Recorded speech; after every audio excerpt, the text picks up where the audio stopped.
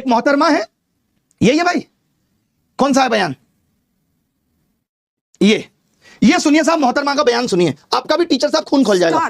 Star teacher, YouTube वाले star teacher, YouTube वाले star teacher, जानना ना कौड़ी, कभी ब्लैक बोर्ड लेकर कुछ एक्सप्लेनर बनाते हैं, खाली व्यूज बटोरते हैं, उटपटांग ग्रैब्स लिखते हैं और उसके बाद से अपने आप को इतना महारथी समझने लगते हैं कि कुछ लोग उनको फॉलो करने लगते हैं उनके तमाशे की वजह से, और फिर वो जाकर जहां पर जो आता है वो बोलते हैं और उसके दम पर फिर वो पैसे वसूलते हैं, छात्रों से वसूलते हैं। बिल्कुल तुम्हारी तरह एकदम बात है। ये जो एक्सप्लेनर बनाने वाले यूट्यूबर्स हैं और जो शिक्षक हैं उनमें फर्क है, वो फर्क सबको समझना पड़ेगा। ये जो आकर पैसों के लिए अपना धंधा बना रहे हैं एजुकेशन को, वो एक तरफ है, और इसी वजह से स्कूल्स, कॉलेजेस, यूनिवर्सिटीज में पढ़ाई नहीं होती है। बच्चों से कह दिया जाता है कि भैया तुम कोचिंग सेंटर कोई ज्वाइन कर लो तभी तुम क्रैक कर पाओगे।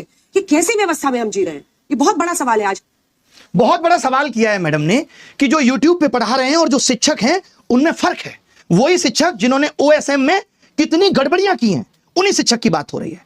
यूट्यूब का टीचर हम जैसे तमाम लोग जिन्होंने लोगों को पढ़ा करके सरकार के अंदर भेजा। सोचिए, वो मैडम कह रही है कि फर्क होता है। फर्क मैडम रियल मीडिया और आपके जैसी चाटुकारी मीडिया में भी होता है। पता है आपको, यह समझना पड़ेगा। जिस तरीके से आप कह रही ना व्यूज के लिए, आप TRP के लिए किस तरीके से स्टूडियो के अंदर घमासान कराती हैं वो दुनिया ने देखा है कि कोई लॉजिक नहीं, सिर्फ उलूल जुलूल बातें। ये पत्रकारिता है तुम्हारी, इसको नंबर मिलने चाहिए। ये पत्रकारिता है। लोगों के लिए ये देखिए, झालमुड़ी सिर्फ एक स्ट्रीट फूड नहीं है, एक इमोशन है। ये इमोशन है झालमुड़ी, ओए होए, एक जज्बात है। गजब पत्रकारिता करती हैं। गलियों की हम आवाज जैसों है, को रेलवे नालायक की बोलने के हलचल है, बाद गंगा साफ किनारे की पत्रकारिता ठंडी तो हवा देखिए, के साथ घुला हुआ कितनी स्वाद गजब है, है। जिसमें सरसों के तेल की तीखी खुशबू, हाय हाय, सरसों की तेल की तीखी मसालों की खुशबू, चटपटाहट, उसी की सब सुंदरता मिलकर है साहब। एक ऐसी कहानी बनाते हैं जो हर बंगाली के दिल में बस जाती है। जो आपने पोएट्री चिपकाई है ना, कसम से मजा आ गया।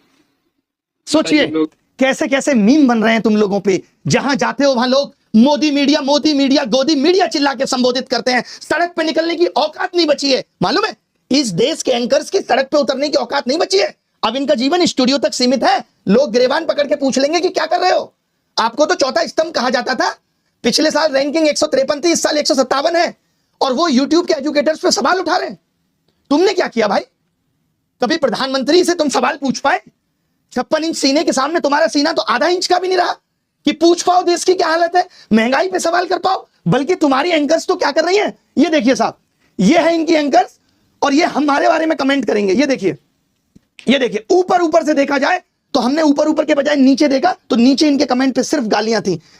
1 मिलियन के करीब फॉलोअर्स हैं, पोस्ट पे 1000 लाइक नहीं है, और नीचे देखा हमने तो सिर्फ गालियां थी।